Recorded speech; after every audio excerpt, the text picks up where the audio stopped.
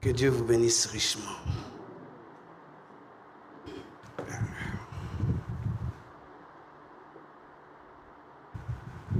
Tu peux éteindre.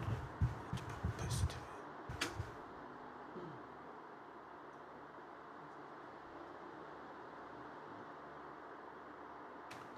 Vous avez les salutations de Frère François. Il va bien, ça va. Il revient vendredi et si Dieu le veut, il sera avec nous dimanche ici. Y a-t-il de nouveaux parmi nous?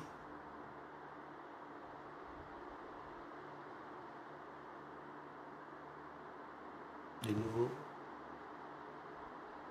Je ne vois personne qui s'élève. Oui, mais il n'est pas nouveau. Oui, je sais, je suis informé. Nous voulons saluer Jonathan. Jonathan, tu peux te lever? Et tu peux aussi faire lever ta famille et tu nous la présentes. Amen.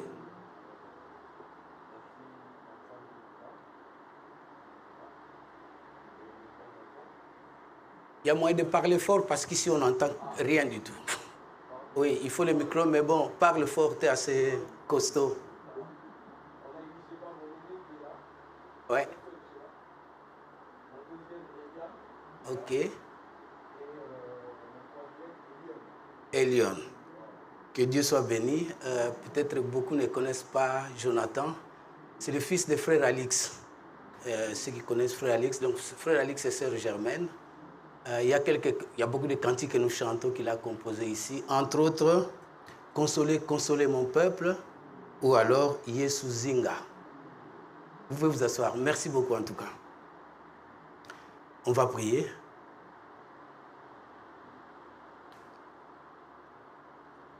Nous bénissons, Père, ton nom, pour la grâce nous accordée, nous assembler en ces jours. Merci pour les souffles de vie renouvelés, car nous reconnaissons que ce n'est qu'une grâce. Beaucoup nous ont quittés en ces jours, Père, et si tu as plu de nous conserver en vie, c'est qu'il y a encore un but pour chacun de nous. Nous te bénissons pour cela, Père éternel. Et nous voulons aussi nous souvenir, Père, oh Dieu, de tous nos bien-aimés qui ont été éprouvés ces derniers temps. Tu es celui qui console, tu es celui qui soutient. Ainsi, console chaque cœur, Père éternel, oh Dieu, et redonne la joie de vivre, Père éternel, oh Dieu. Maintenant, alors que nous allons nous approcher de ta parole, Seigneur, tu es celui qui interprète ta parole et qui en donne les textes et les contextes, Père éternel, aux yeux, pour que nous comprenions, Père éternel, les vérités cachées derrière. Tu as mis beaucoup de choses en type, Père éternel, ô Dieu. Aussi, aide-nous à saisir ces types, Père éternel, ô Dieu. Laisse que nos cœurs, Père éternel, soient enseignés de toi, que ton esprit, Père éternel, ô Dieu, puisse nous éclairer, Père éternel, ô Dieu, afin que chacun, lorsqu'il quittera ces lieux, Père, puisse repartir avec ce que toi tu as préparé pour lui. Que la paix de Dieu, que la grâce de Dieu remplisse chaque cœur. Conduis-nous pour la suite, Père, au nom de Jésus-Christ. Amen. Nous allons continuer le message qu'on avait commencé le dimanche. Aujourd'hui, le titre sera « Fais-nous seulement porter ton nom, enlève notre opprobre ». On va lire dans Ésaïe 4, verset 1er.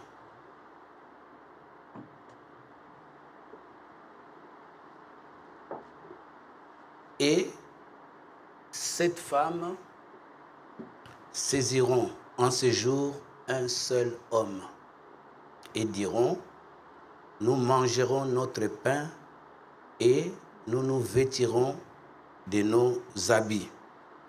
Fais-nous seulement porter ton nom, enlève notre opprobre. Que Dieu vous bénisse, vous vous asseoir. Nous avons parlé de ces 7 femmes le dimanche passé et nous avons dit qu'ils étaient des femmes désespérées. Elles avaient assez d'argent que pour pouvoir subvenir à leurs besoins. Mais il leur manquait quelque chose. Il leur manquait un nom, de porter le nom d'un homme. Bien.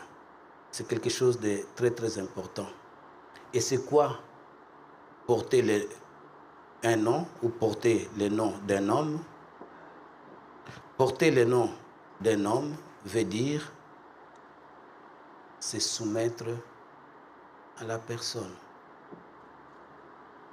via une alliance.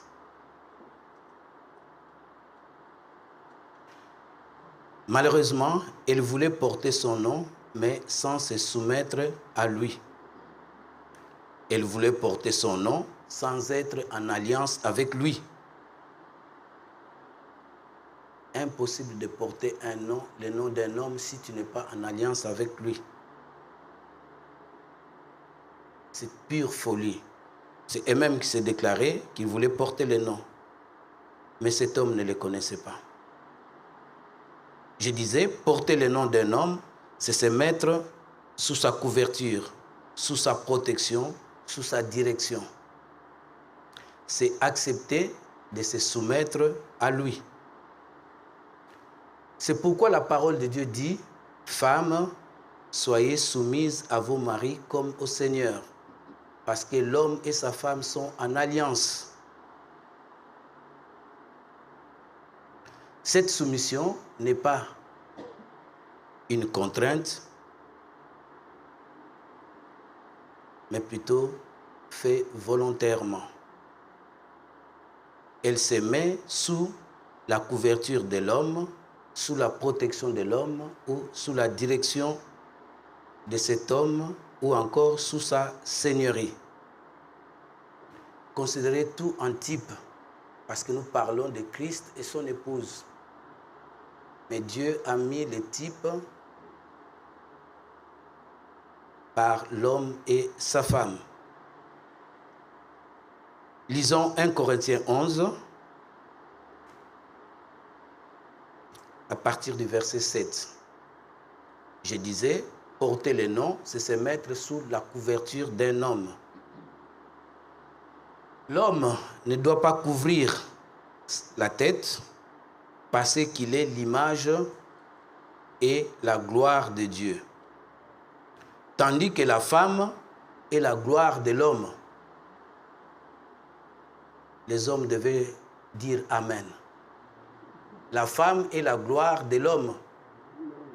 Ouh là là, ils ne sont vraiment pas heureux. Hein? Une gloire, c'est quelque chose de très très grand. Bien.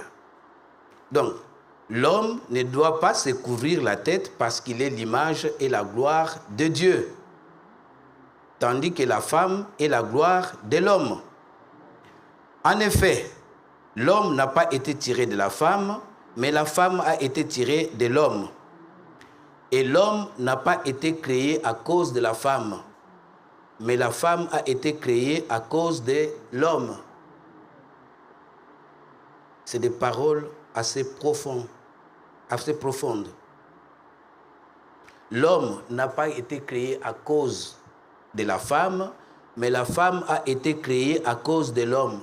C'est pourquoi la femme doit se soumettre à son mari.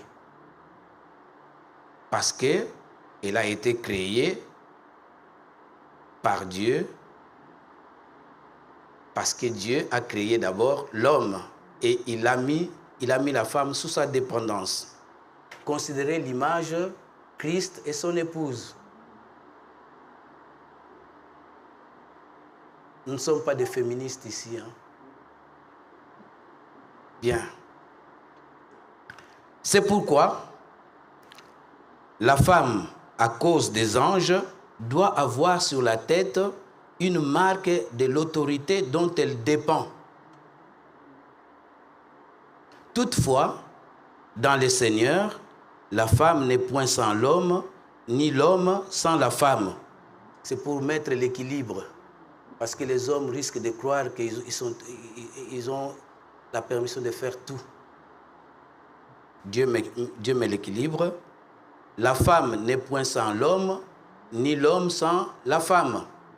Car de même que la femme a été tirée de l'homme, de même l'homme existe par la femme. Et tout vient de Dieu. Oh, j'aime cela. Tout vient de Dieu. Veux-tu discuter de la hiérarchie entre l'homme et la femme? Va discuter avec Dieu. Je ne suis pour rien. Veux-tu discuter de l'interdépendance et de la réciprocité entre l'homme et la femme? Va trouver Dieu qui t'aidera à comprendre cela.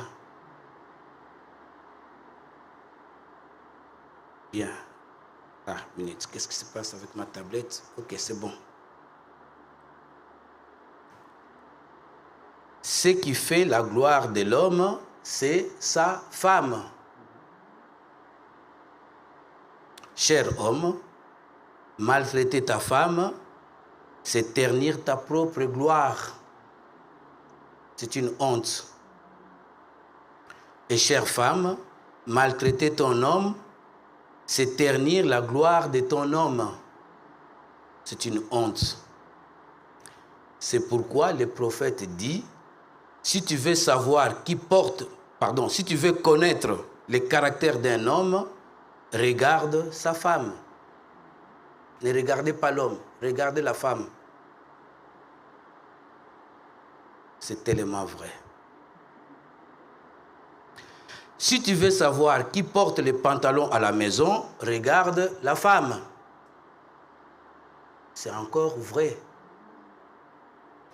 Si c'est la femme qui porte les pantalons, alors l'homme a besoin d'une piqûre de l'évangile. Dieu a établi un ordre et il est bon de les respecter.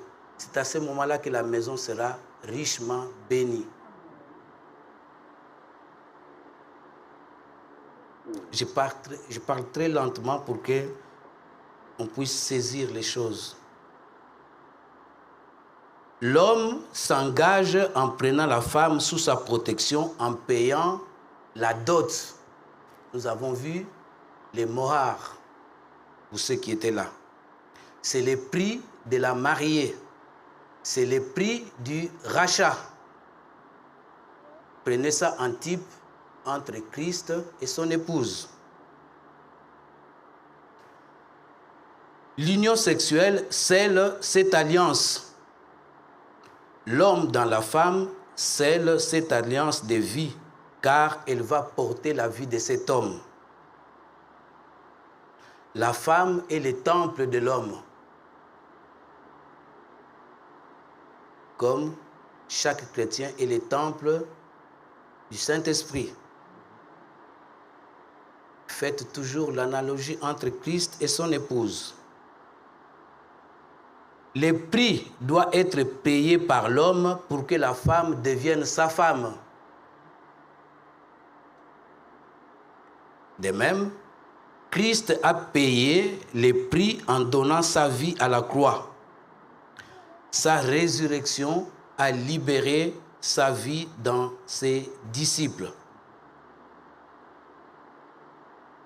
Nous pouvons lire Jean 20 à partir du verset 19. C'est parce que Christ a payé le prix que l'épouse de Christ lui appartient.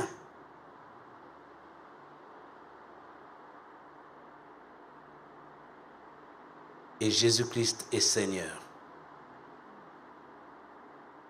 On lit, commençons à partir du verset 19.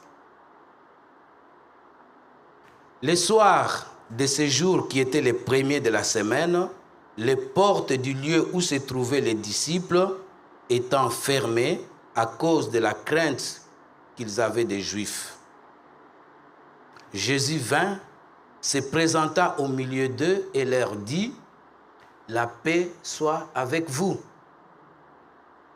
Et quand il lui dit cela, il leur montra ses mains et son côté. Les disciples furent dans la joie en voyant le Seigneur. Jésus leur dit de nouveau, la paix soit avec vous. Comme le Père m'a envoyé, moi aussi je vous envoie. Après ces paroles, il souffla sur eux et leur dit, recevez le Saint-Esprit. Ceux à qui vous pardonnerez les péchés, ils leur seront pardonnés. Dieu leur donne le pouvoir. Ceux à qui vous pardonnerez les péchés, ils leur seront pardonnés. Et ceux à qui vous les retiendrez, ils leur seront retenus. C'est une grande autorité, un grand pouvoir. Le Seigneur souffla sur eux et il leur dit, recevez l'Esprit. La nouvelle naissance est quelque chose de très très important. En soufflant sur eux, la vie qui était en Christ vint en eux. Je ne dis pas sur eux, en eux. Ils reçurent les dons du Saint-Esprit.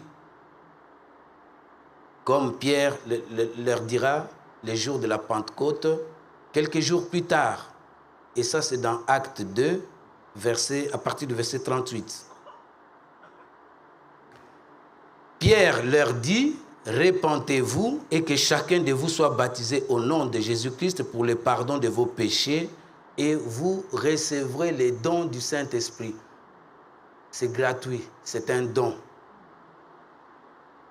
Car la promesse est pour vous, pour vos enfants et pour tous ceux qui sont au loin, en aussi grand nombre que le Seigneur notre Dieu les appellera. La vie qui était en Christ vint en eux, et l'homme devint une nouvelle créature en Christ. C'est la même chose que l'Éternel Dieu fit lors de la création d'Adam. On va aller lire dans Genèse 2, verset 7. L'Éternel Dieu forma l'homme de la poussière de la terre, il souffla dans ses narines un souffle de vie, et l'homme devint un être vivant.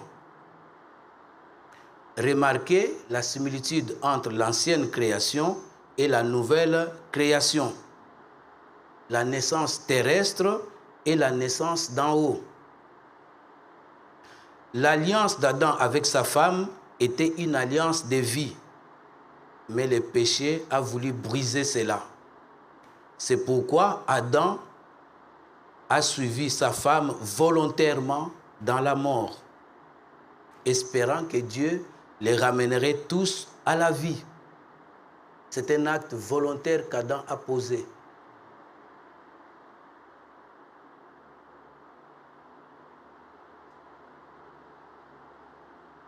Le premier Adam avait failli et n'avait malheureusement aucun pouvoir de ramener à la vie parce qu'il était une âme vivante. Il n'était pas un esprit vivifiant. Que fait Christ avec son épouse? Christ suit son épouse dans la mort, pas pour pécher avec elle comme l'a fait Adam, mais pour la sauver. Parce que Christ, le second Adam, type du premier Adam, est un esprit vivifiant. Il a le pouvoir de ramener à la vie. Il est le seul qui a ce pouvoir.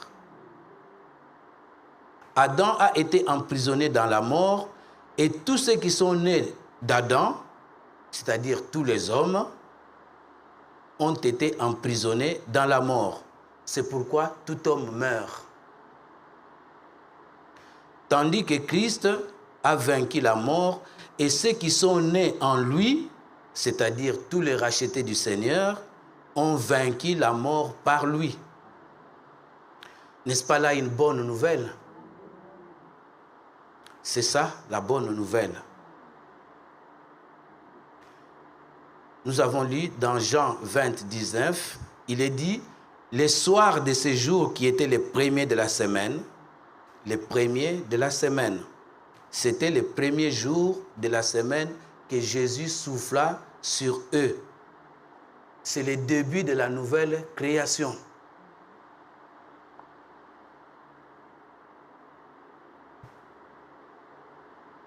Dans l'ancienne création, c'est-à-dire la création déchue, dans laquelle nous sommes tous nés, nous sommes produits de cette création déchue, la reproduction s'est faite par les sexes.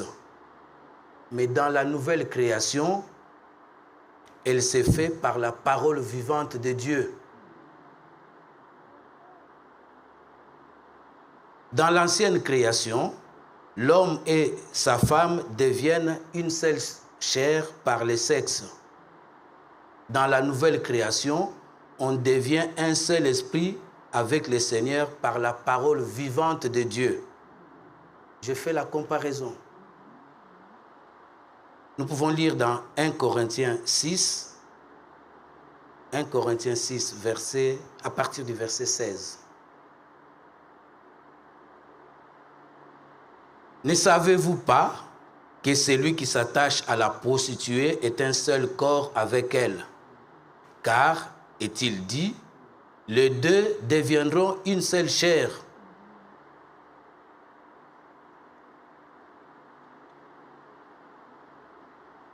Mais celui qui s'attache au Seigneur est avec lui un seul esprit. Fuyez l'impudicité. Quelque autre péché qu'un homme commette, ce péché est hors de son corps. Mais celui qui se livre à l'impudicité pêche contre son propre corps. Ne savez-vous pas que votre corps est le temple du Saint-Esprit qui est en vous, que vous avez reçu de Dieu? J'avais dit que la femme est le temple de l'homme et que vous ne vous appartenez point à vous-même, car vous avez été rachetés à un grand prix. Le prix doit être payé. On ne prend pas la femme et on la met directement dans la maison. Il faut payer le prix. Glorifiez donc Dieu dans votre corps et dans votre esprit qui appartiennent à Dieu. Que ce soit l'homme ou le Seigneur lui-même, le prix doit être payé. Le mohar ou la dot doit être payé avant de rentrer en alliance. Voilà pourquoi on ne s'unit pas à n'importe qui. Et on ne s'unit que quand on a payé le prix. J'espère que vous me suivez.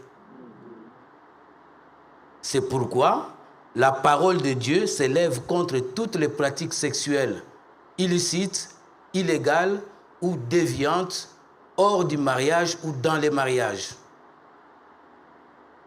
L'homme qui va voir une prostituée ne veut pas s'engager. Et la prostituée, de toute façon, elle ne va pas s'engager non plus.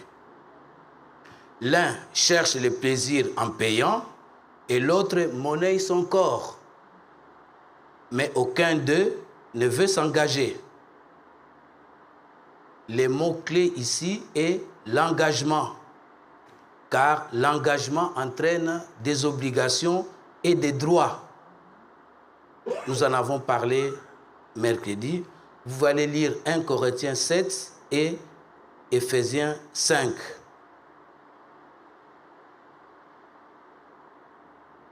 On en a aussi déjà parlé.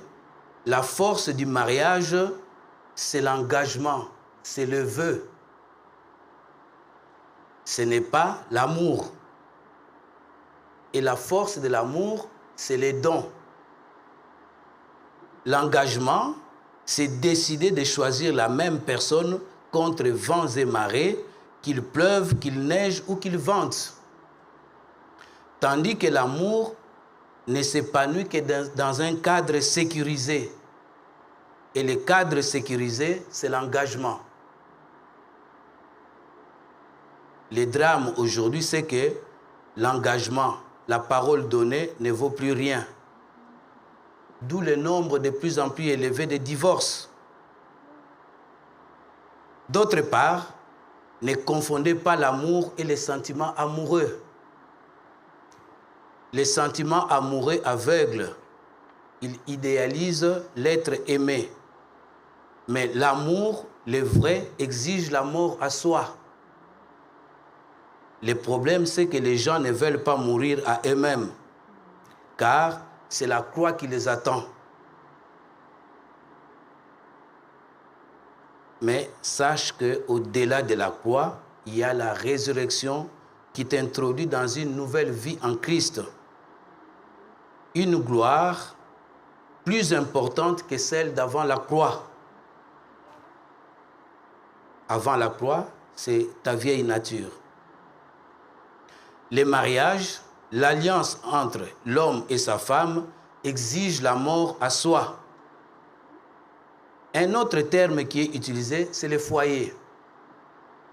Et quand on parle du foyer, on pense au feu. Il y a donc un autel. L'autel des sacrifices où chacun doit y mourir. C'est à cet autel que les égaux sont consumés par le feu. Car chacun y est nu au vrai sens du terme, physiquement, émotionnellement et spirituellement. Je crois que c'est le frère Mbie qui disait une fois ici, si tu veux savoir qu'un homme est sauvé, demande à sa femme. Tu ne peux pas te cacher. Et si tu ne veux pas mourir, ton mariage va se briser. Je ne dis pas que c'est facile de mourir à soi. Mais la croix est le chemin de la gloire. Si tu veux que ton mariage soit glorieux, il te faut mourir à toi-même et ressusciter en Christ. Alors, tu diras comme Agé, chapitre 2, verset 9,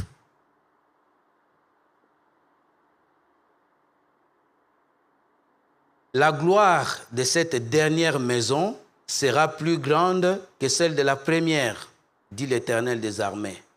Et c'est dans ces lieux que je donnerai la paix, dit l'Éternel des armées. C'est dans ces lieux, la dernière maison, c'est là que Dieu donnera la paix.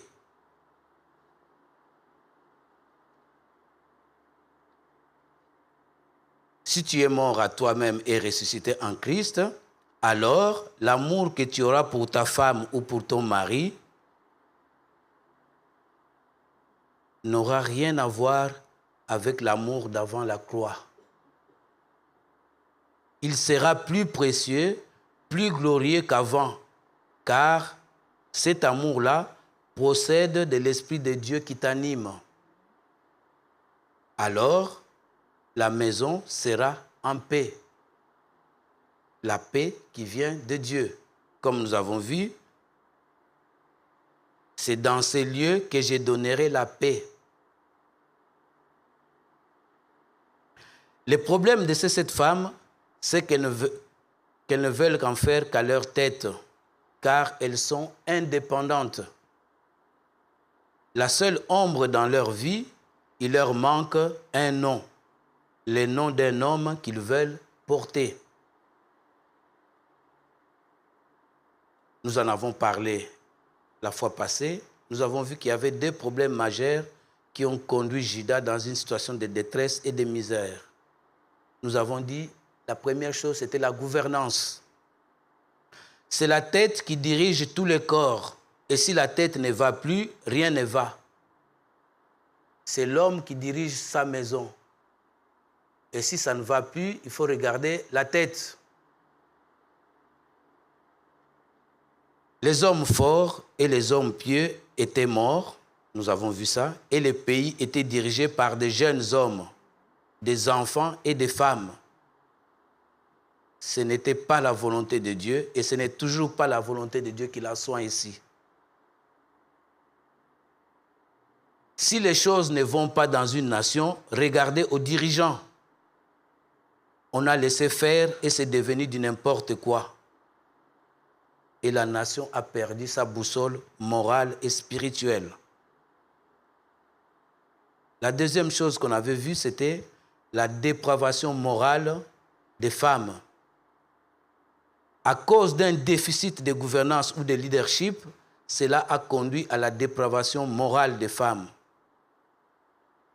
C'est ce que nous avons vu la fois passée dans Ésaïe, avec les jeunes filles de Jérusalem qui étaient devenues vaniteuses et orgueilleuses, imitant les coutumes, la mode et les pratiques des nations païennes. Elles ont abandonné leur modestie naturelle et sont devenues extravagantes. Le prophète a dit, on en a parlé la fois passée, si vous voulez connaître l'état du monde, regardez à Israël.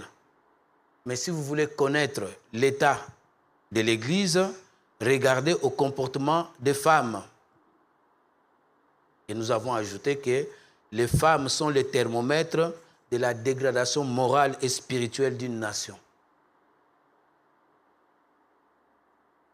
Nous savons que la femme typifie l'Église. Et pourquoi cette femme? Nous avons aussi vu que les 7 femmes représentaient les 7 églises de l'Apocalypse. Ou alors les 7 âges de l'Église. N'est-ce pas là les conditions de l'Église du temps de la fin où les nations s'éloignent de plus en plus de Dieu et que la lumière de Dieu devient de plus en plus petite? Tout le monde se dit chrétien, mais personne ne veut payer le prix, c'est-à-dire mourir à soi-même. Les gens sont devenus comme des plantes sous serre. Il faut qu'on fasse tout pour eux. On a remplacé la Bible par des programmes d'amusement et de détente. Qu'est-ce qui est arrivé à ces églises? C'est ce qui était arrivé à Samson, l'homme aux 7 tresses sur sa tête, un homme consacré, un naziréen. Remarquez, les cheveux sont la marque de l'autorité dont on dépend. Si on pouvait continuer à lire dans 1 Corinthiens, il est dit que la chevelure a été donnée à la femme comme couverture.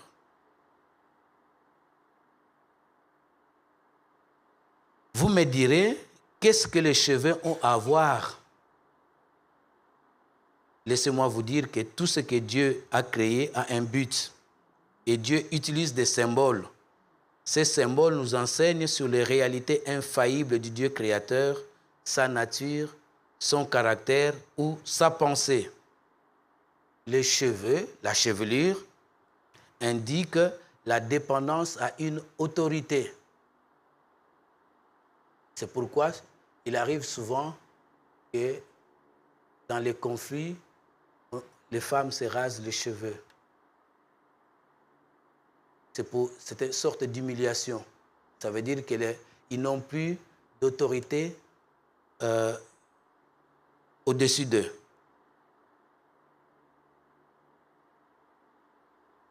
Les 7 tresses de Samson étaient un signe qu'il dépendait entièrement de Dieu, comme la chevelure d'une femme montre qu'elle dépend entièrement de son mari. Mais qu'est-ce qui est arrivé à Samson? Il a flirté avec le monde. Il a flirté avec Delilah.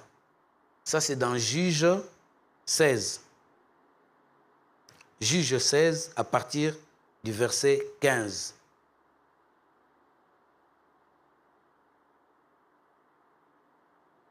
Il lui dit, « Comment peux-tu dire « je t'aime » puisque ton cœur n'est pas avec moi?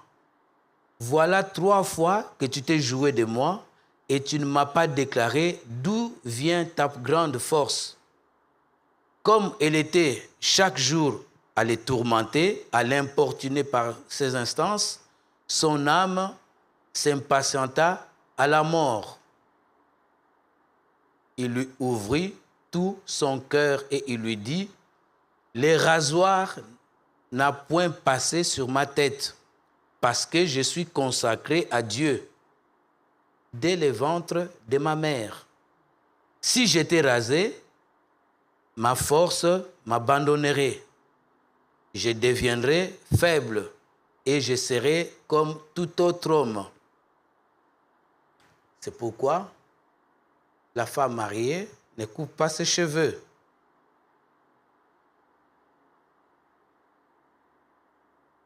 Où est-ce que nous en sommes?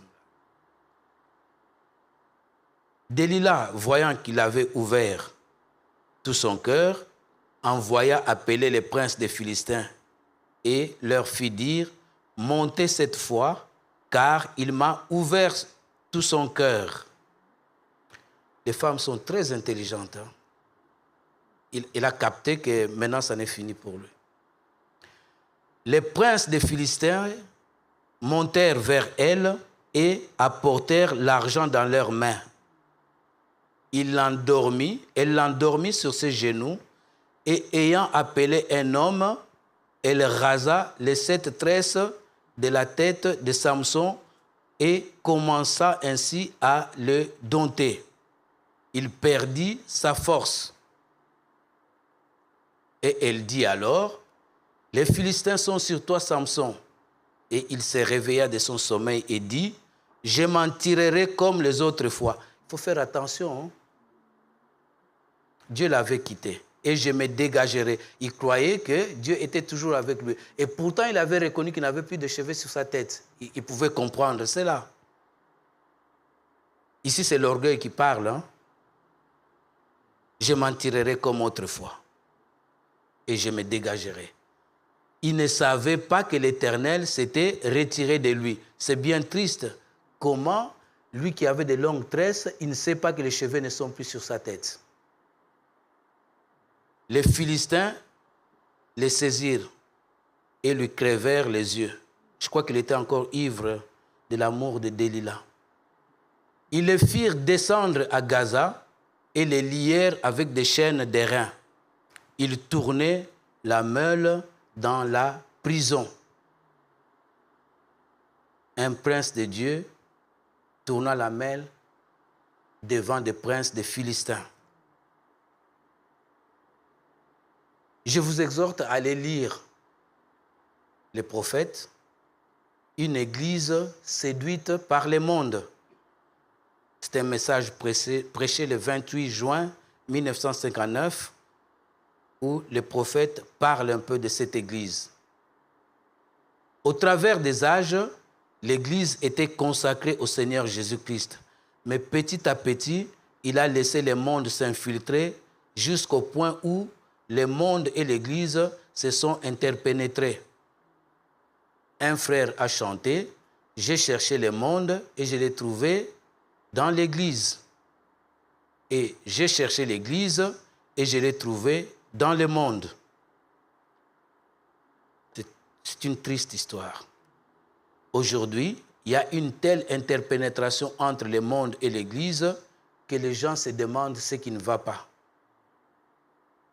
L'église qui devait être un phare s'est compromise avec le monde comme Salomon s'était compromis avec Delilah.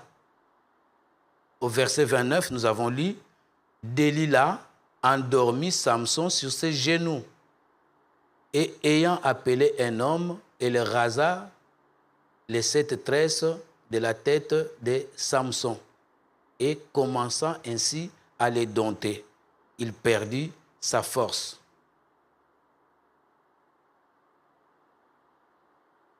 Le lieu où tu te sens le plus en sécurité peut être le lieu de ta trahison, voire même de ta mort.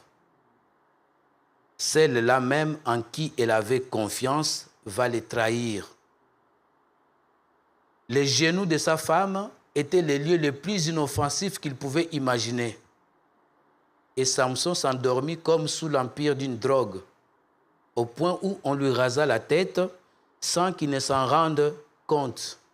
Tu parles d'un profond sommeil. En réalité, ce n'est pas Delilah.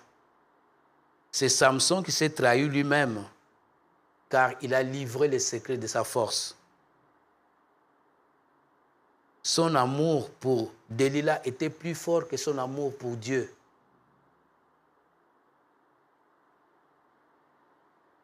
Il n'avait qu'à ne pas dévoiler les secrets et il aurait été en paix. Parfois, on peut être trahi par ses propres par ses proches, pardon, par ses proches, car ils te connaissent mieux que quiconque. Delilah était une femme étrangère. C'est pourquoi, jeune homme, la femme étrangère est un danger pour ta foi, l'œuvre de Dieu. Alors méfie-toi, car à cause de l'amour pour elle, tu risques d'aller servir d'autres dieux. Akab l'a fait, hein? Ou des princes étrangers, d'aller servir des princes étrangers, car tu auras livré les secrets de ta force. L'inverse est aussi vrai pour la jeune fille. Les filles étrangères ou païennes savent comment vous avoir par leur beauté scientifique, une beauté artificielle. Leur mode d'habillement sexy est un piège, même si leur marche élégante et leur regard si charmant peuvent ne pas te laisser indifférent. Détourne tes regards, car tout ce qui brille n'est pas de l'or. Le physique est éphémère, mais va au-delà du physique, car la beauté physique s'estompe avec un mauvais caractère. Je disais, Delilah était une femme étrangère. Puisqu'il était entré en alliance avec Samson, il a porté le nom de Samson. Mais son cœur n'était pas avec Samson.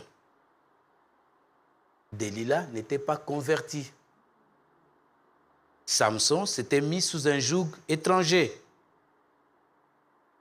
Delilah a détourné le cœur de Samson, de son Dieu, pour que Samson soit l'objet de moquerie entre les mains des Philistins. Samson ne s'était pas donné tout entier à Dieu. Il avait donné sa force à Dieu, mais son cœur à Delilah. Vous me direz, mais aujourd'hui, qu'en est-il de Delilah? Oui, Delilah peut être une femme païenne qui ne connaît pas Dieu, mais il y a d'autres choses. Aujourd'hui, il y a un piège. Les genoux de Delilah peuvent être les smartphones. Le monde entier peut venir à vous par des simples clics. C'est la plus grande distraction qui soit. C'est la plus grande séduction qui soit. Il y en a qui sont inquiets si dans l'heure, il n'a pas eu de message ou s'il n'a pas jeté un coup d'œil pour voir s'il y a quelque chose de nouveau. On vous sert tout ce que vous voulez par un simple clic. On balance tout sur les réseaux. Des sites où on fait l'apologie de l'adultère, de la prostitution, de la pornographie et de la pédophilie et toutes les autres choses. Comme l'apôtre Paul dit, les choses semblables. Comment veux-tu que les mariages tiennent encore? Parce que les rencontres dans les réseaux sociaux, c'est devenu monnaie courante. Les réseaux sociaux brisent la connexion entre les gens proches, car chacun est devant son petit écran. Le couple est mis à rude épreuve, car chacun est sur son smartphone la plupart du temps, parfois se connectant sur des sites où il regarde n'importe quoi, ou alors on s'abreuve de films romantiques qui suivent tes pensées. Des infidélités se commettent à distance. Même si tu ne passes pas à l'action, tes pensées sont adultères, rêvant d'un tel homme ou d'une telle femme. Et Jésus dit qu'en le faisant, tu as déjà commis adultère.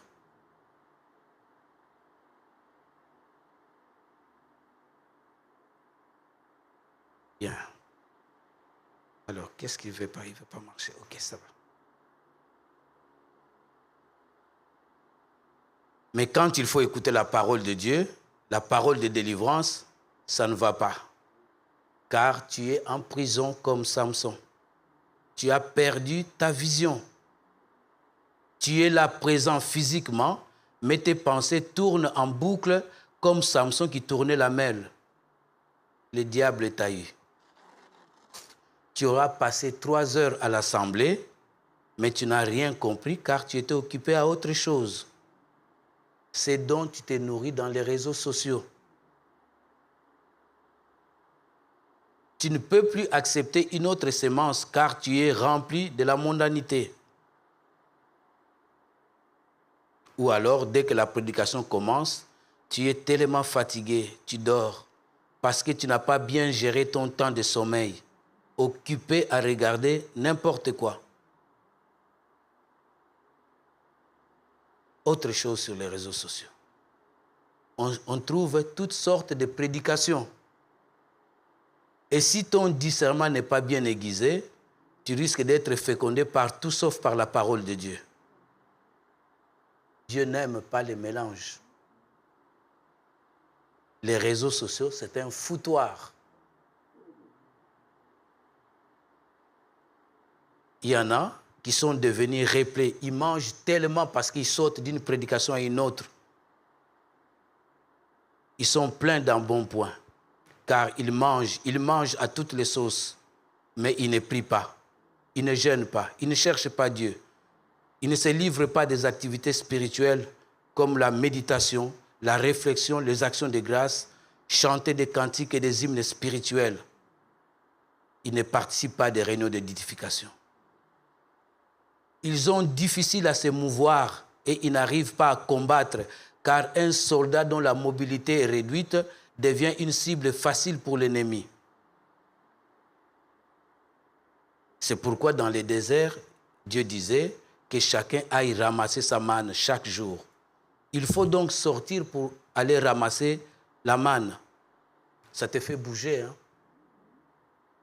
Et quand tu rentres, tu dois préparer cette manne. À ce moment-là, tu peux garder la ligne. Il y a des gens qui sont devenus obèses spirituellement. Prends-tu du temps à méditer afin de comprendre ce que Dieu t'a dit par sa parole? Là est le problème. Que Dieu nous aide.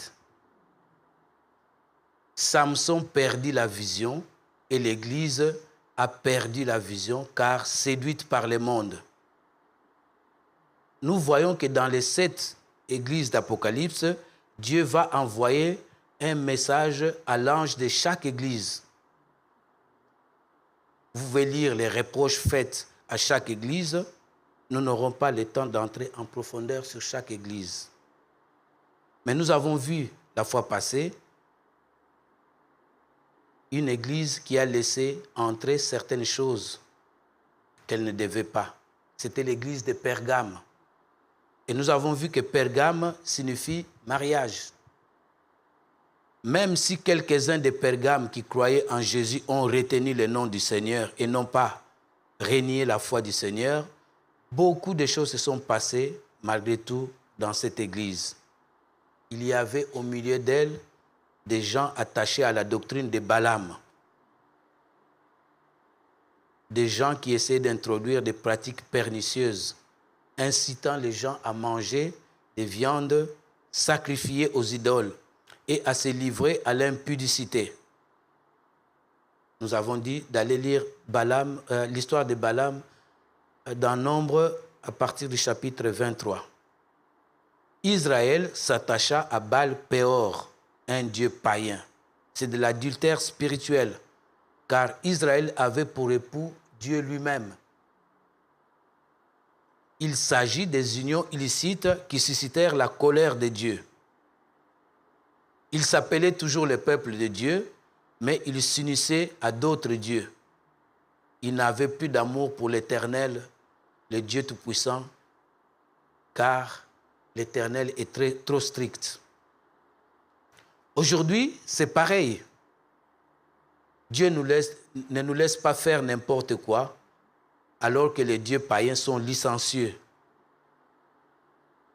Ils se disent alors, gardons tous les signes extérieurs montrant que nous appartenons à Dieu. Mais nos cœurs, c'est pour Baal-Péor, les dieux païens. Alors ton cœur, pour qui bat-il?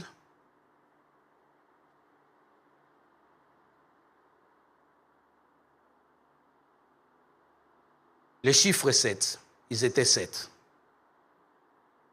7 femmes, 7 tresses, 7 églises. Le chiffre 7 est lié au repos, à l'achèvement, à l'alliance. C'est la fin d'un cycle. Les églises décrites dans l'Apocalypse étaient censées être dans l'alliance avec le Seigneur Jésus-Christ. Mais il n'y eut qu'un petit nombre sorti de ces églises qui entra en alliance véritablement avec Jésus-Christ. C'est ce petit nombre-là qui est l'épouse de Christ. La grande majorité était tout simplement des sympathisants, des gens qui s'appelaient des Christ, mais Christ n'était jamais en alliance avec eux. Les âges de l'Église culminent dans l'Église de Laodicée, une Église qui se dit riche, elle n'a besoin de rien. Et c'est la 7e des églises. C'est une église matérialiste, mais il s'appelle du nom de Jésus. C'est exactement la situation de ces 7 femmes. C'est ce que nous avons vu. Ils n'avaient besoin de rien, sinon de porter le nom de ce seul homme. Et nous savons que ce seul homme, on l'avait vu, c'est le germe, ça veut dire Jésus-Christ. Lisons Apocalypse 3, à partir du verset 14.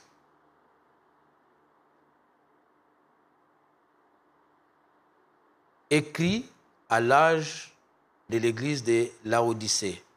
Voici ce que dit l'Amen, le témoin fidèle et véritable, le commencement de la création de Dieu. Je connais tes œuvres, je sais que tu n'es ni froid ni bouillant. Puisses-tu être froid ou bouillant, ainsi parce que tu es tiède et que tu n'es ni froid ni bouillant, je te vomirai de ma bouche. Parce que tu dis, je suis riche, je me suis enrichi, je n'ai besoin de rien. Et parce que tu ne sais pas que tu es malheureux, misérable, pauvre, aveugle et nu. C'est une église qui ne connaît pas sa condition. Il est aveugle. Il est aveugle.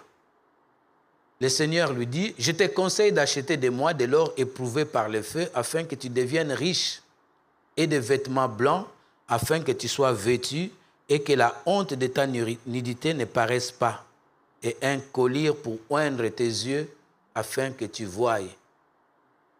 Moi, je répands et je châtie tout ce que j'aime.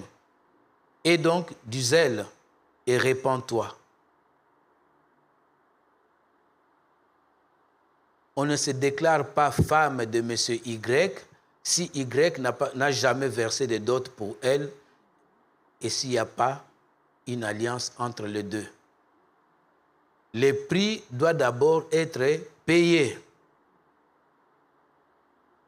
Pensez toujours l'image de Christ et son épouse. Pour cela, ces gens-là, Christ n'a jamais versé les mohards pour eux. Christ n'a jamais payé le prix pour eux. Tout ce qu'ils voulaient, c'est porter son nom. Christ ne les connaît pas. C'est une situation pathétique. Lisons Matthieu pour voir pourquoi il voulait absolument porter les noms.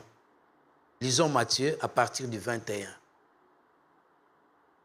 C'est la raison pour laquelle il voulait absolument porter les noms de ce seul homme.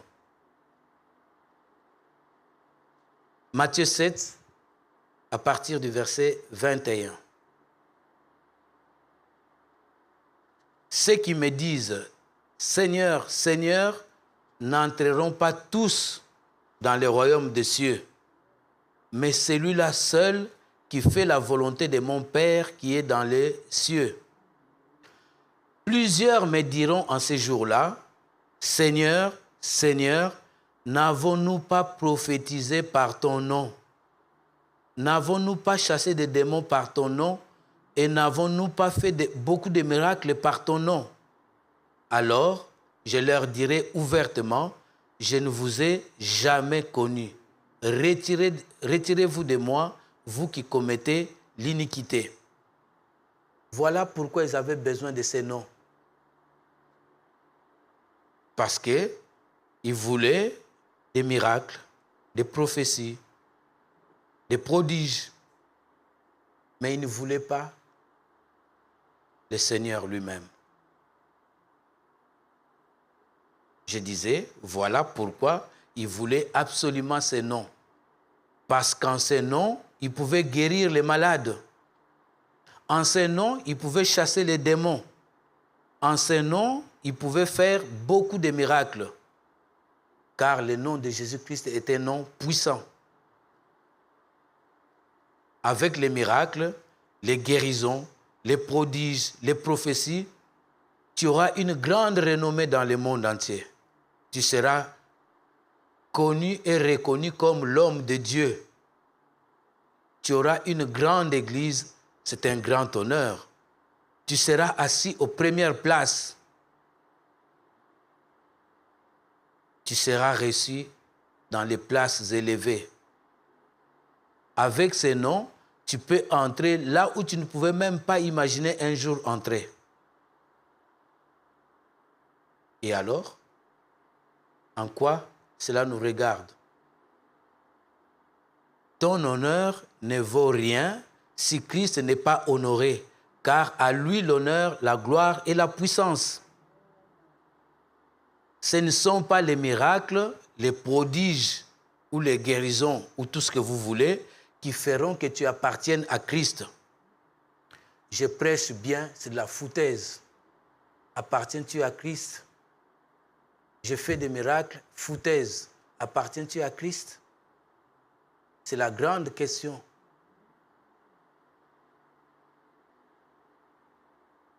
Je réponds, ce ne sont pas les miracles, les prodiges, les guérisons ou tout ce que tu peux faire dans le nom du Seigneur Jésus-Christ qui feront que tu lui appartiennes. C'est pourquoi n'élevez jamais l'homme, quel que soit ce que Dieu fait au travers de lui. Donnez gloire à Dieu et à Dieu seul. Honorez l'homme si vous voulez, mais la gloire doit aller à Christ et à Christ seul.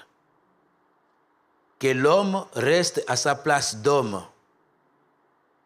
Un pécheur, sauvé par grâce s'il l'est, et donner à Christ la place qui est la sienne.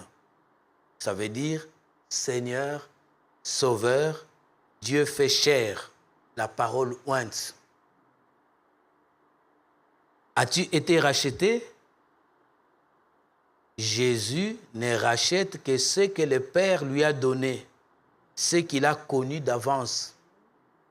C'est pourquoi ces femmes voulaient porter le nom de ce seul homme, mais ce seul homme ne le connaît pas.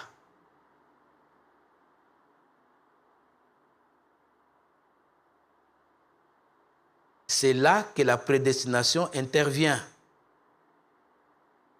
C'est Christ qui est venu chercher son épouse et pas l'épouse qui est partie chercher Christ. Ce n'est pas la femme qui se cherche un homme, c'est l'homme qui cherche une femme à épouser. C'est pourquoi la Bible dit, l'homme quittera son père et sa mère et s'attachera à sa femme. Si l'homme ne vient pas te faire la cour, ne te dévalorise pas en allant lui faire la cour. Une femme qui en arrive là est désespérée. Ça risque de le rebuter ou il risque de te prendre pour une fille qui ne connaît pas sa valeur. L'homme par essence aime conquérir. La gloire vient après une conquête. N'est-ce pas que la femme est la gloire de l'homme? La femme qu'un homme épouse reflètera son caractère, sa dignité. Nous avons lu, ceux qui me disent « Seigneur, Seigneur » n'entreront pas tous dans le royaume des cieux, mais celui-là seul qui fait la volonté du Père qui est dans les cieux. Il faisait toutes choses au nom du Seigneur, mais il ne faisait pas sa volonté. Lisons Luc 6, à partir du verset 46. Pourquoi m'appelez-vous Seigneur, Seigneur, et ne faites-vous pas ce que je vous dis?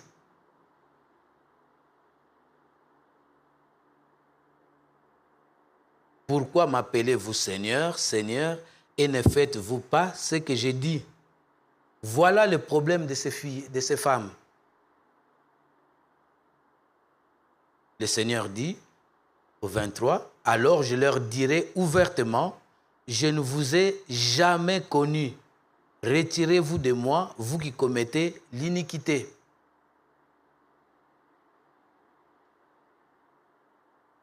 Jésus dit, « Je ne vous ai jamais connu. » Connaître a deux sens.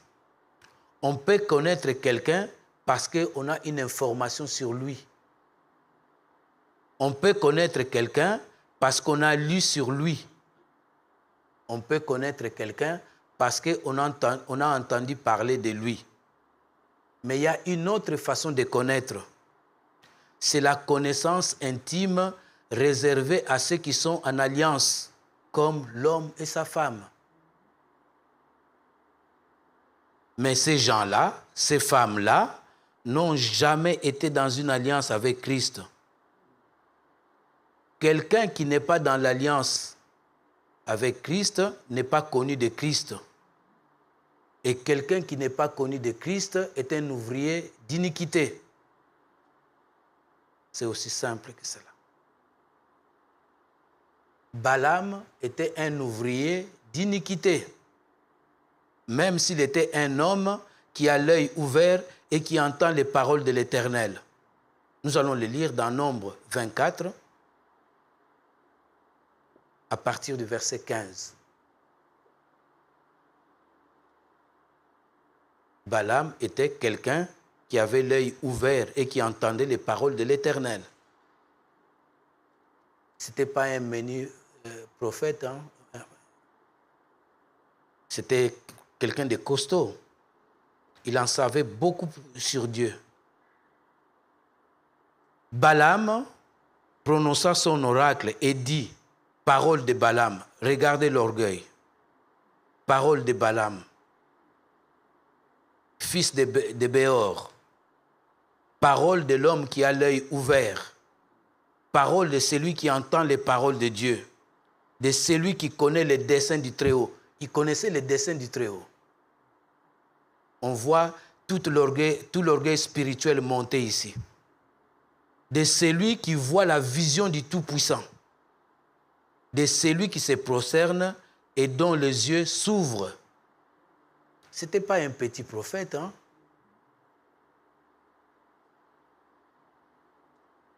Malgré tout ce qu'il pouvait dire là, tous les titres qu'il pouvait donner et qui correspondaient effectivement à ce qu'il a fait, il était un ouvrier d'iniquité parce qu'il aima les salaires d'iniquité. Ça, vous pouvez lire ça dans Pierre.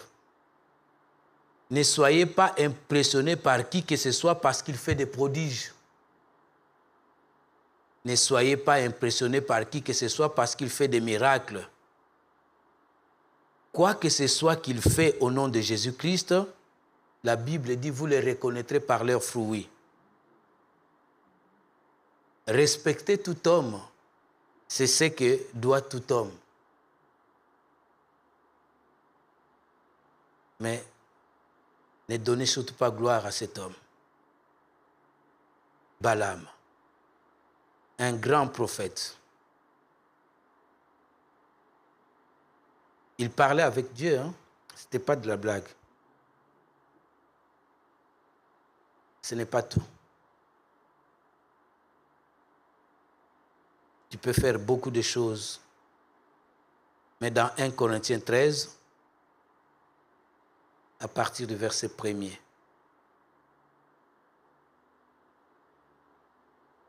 quand je parlerai les langues des hommes et des anges, Si je n'ai pas la charité, je suis un airain qui résonne ou une cymbale qui retentit.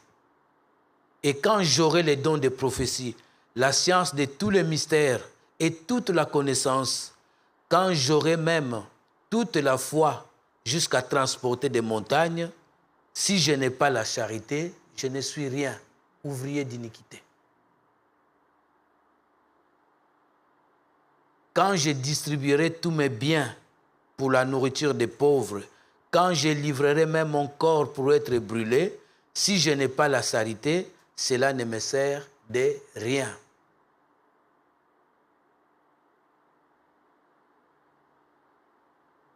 Ces ouvriers d'iniquité, ils voulaient la puissance de Dieu, mais ils ne voulaient pas son caractère. Ils voulaient la gloire de Dieu, mais ils ne voulaient pas être brisés.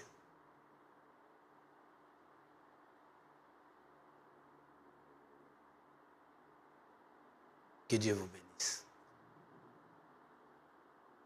On va prier.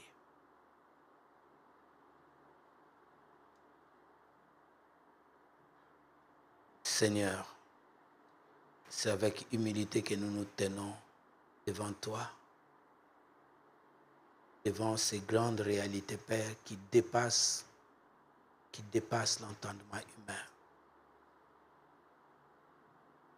Seigneur, tu es celui, ô Dieu de miséricorde, qui nous montre, Père éternel, ô Dieu, ce qui va et ce qui ne va pas. Et tu es celui qui nous guérit. Tu es celui qui nous restaure. Tu es celui qui nous éclaire. Regardant ces choses, Père éternel, ô Dieu,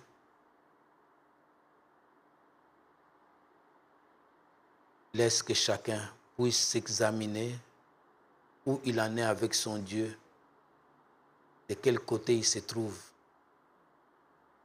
Que le Saint-Esprit éclaire chaque vie, Père éternel, ô Dieu. Car sans lumière, Père, on ne peut voir sa condition. Ouvre, Père éternel, l'intelligence de chacun de nous, Père, pour que nous saisissions, Père éternel, ô Dieu, ce qu'il en est réellement. Bien-aimés, nous nous rendons compte de combien, Père éternel, ô Dieu, si tu ne viens, Père éternel, aucun ne peut, ô Dieu de miséricorde, être sauvé. C'est ta grâce que nous réclamons. Et ta grâce travaillant en nous, nous fera vivre ta vie. Seigneur, des choses, Père éternel, ont été dites pour réveiller chacun de nous, Père éternel, ô Dieu, pour que, ô Dieu de miséricorde, nous ne soyons pas, Père éternel, ô Dieu, enchaînés, emprisonnés, Père éternel, ô Dieu. Nous voulons voir ta gloire au milieu de nous, Père. Mais Seigneur, à quoi sert-il de voir ta gloire si nos vies ne t'appartiennent pas? À quoi cela nous sert de voir tous tes prodiges, Père éternel, si nous ne t'appartenons pas? Nous avons vu combien, Père éternel, ô Dieu, ces hommes, ils ont fait des miracles, ils ont fait des grandes choses, Père éternel. Le monde certainement a dit, voilà les hommes de Dieu. Mais lorsque toi, tu les as regardés, du moins certains, tu as dit que tu ne les connaissais pas.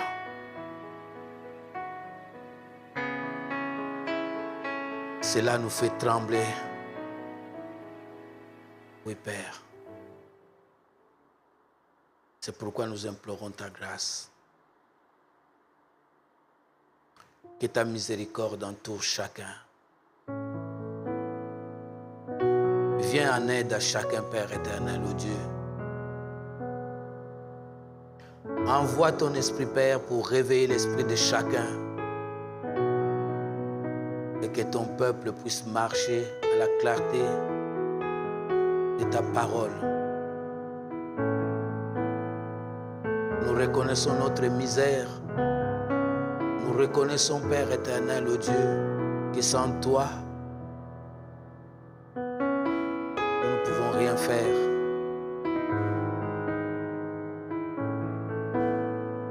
Nous pouvons faire, Père, beaucoup de choses. Mais si nous ne t'appartenons pas, alors nous aurons travaillé en vain.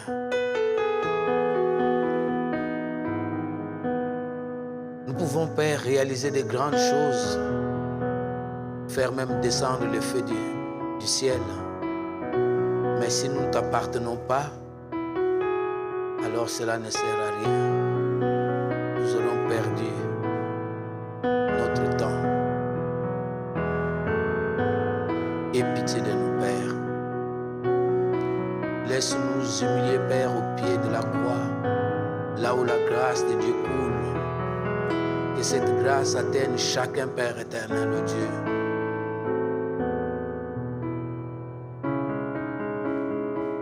Merci, Père, pour ces moments. Merci, Père éternel, ô Dieu, pour l'instruction. Merci, Père, pour la lumière.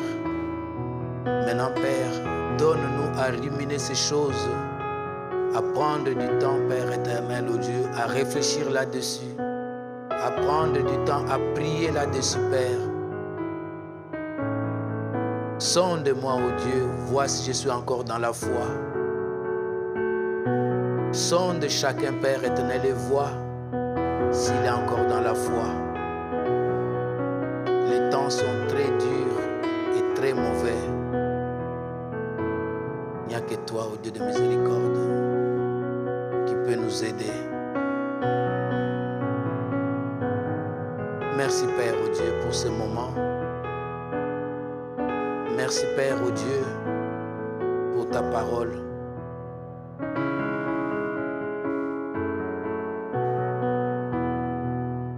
Que ta parole, Père, soit plantée dans chaque cœur, Père, pour apporter la transformation indispensable, Père éternel, qui amènerait l'homme à une nouvelle vie. C'est cela notre prière, Père. Viens au secours d'un chacun de nous, Père éternel, dans ses besoins, dans ses combats, dans ses luttes, Père. Manifeste la puissance de ton bras. Merci pour ces moments, Père. Nous voulons, Père, ô Dieu, te recommander, ô Dieu de miséricorde, la vie d'un chacun de nous entre tes mains, afin que tu nous conduises, que tu nous éclaires, que tu illumines les yeux de notre cœur, Père. Envoie donc cet esprit de révélation et de sagesse, esprit de conseil et de force au milieu de nous et en chacun de nous, Père. À qui d'autre, Père, irions-nous? C'est toi qui as les paroles de vie. Merci, Père, ô Dieu, pour ce moment. Raccompagne chacun, Père, et nous recommandons la semaine entre tes mains. Nous savons comment il va se dérouler, Père, mais en toi nous plaçons notre confiance. Que le nom de Christ soit élevé dans nos vies. Que le nom de Christ soit exalté dans nos vies. Nous nous attendons à toi, Père. Viens au secours d'un chacun, Père éternel. Que le Saint-Esprit vienne au secours d'un chacun. Il intercède en faveur d'un chacun. Car lui connaît réellement les besoins des cœurs. Parfois même l'homme ne sait pas quels sont ses besoins. Merci pour ce moment. Raccompagne chacun, Père, et que la paix de Dieu aille avec chacun. Au nom de Jésus-Christ. Amen. Que Dieu vous bénisse.